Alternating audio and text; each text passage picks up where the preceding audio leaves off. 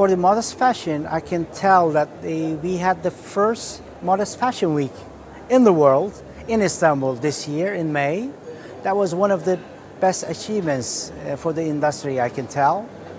And like bloggers, fashion industry, the designers, everybody came together in Istanbul and inspired each other. That was a good thing. The second thing is the last month, Anisia Hasibuan from Indonesia was on New York Fashion Week. It showed her collection there. That was a good achievement for the modest fashion industry too. I think the biggest achievement is that it's not stereotyped anymore. Like not every Islamic fashion or modest wear now is made by Arabs or Muslims, because we've seen like the Dolce & Gabbana and H&M, they went into the modest fashion nowadays. So this is the biggest achievement, I guess.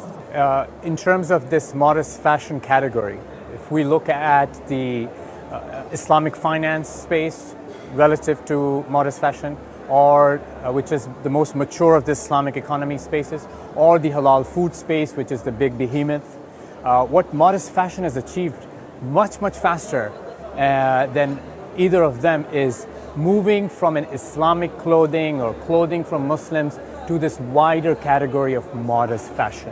We're starting to see the vernacular of modest fashion take off in the global media, in our regional media, and we have global brands to smaller brands all excited about this space. What I can say is that we need more brands. We need more specific brands for specific types of women, like the ages or demographics. And this is the first thing. The second thing is we need more finance instruments to support this field. What I can say is that. Publicity for sure. For sure, publicity. Like more magazines should write about it. More media should be focused on the Islamic fashion or the modest wear. Like I know it's getting there, but it's still lacking like the magazines or the articles, the more publicans. Some of the key challenges are we have extensive number of entrepreneurs and startups that are coming in this space. And much as what we experience in this region, startup financing is a key area. The risk averseness towards financing startups is a challenge. But this modest category are starting to see investments in Turkey, in Indonesia, and I think from the region also we need to start looking at these startups and supporting them. So that's one of the key challenges. It's going to be, you're going to be hearing much more about modest fashion. You're going to be seeing much more global brands turning their face to the modest fashion and trying to make collections for the modest fashion industry.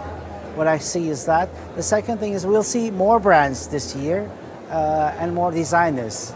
It's a very fast-growing market. I'm very excited. I'm very excited for next year because I think we're gonna have like more fashion shows, more modest wear fashion shows, as we've all seen in the previous New York Fashion Week. We've seen like the first modest fashion show ever. It was hijabi, and I think we're having more of that and more magazines and more exposure to the fashion wear.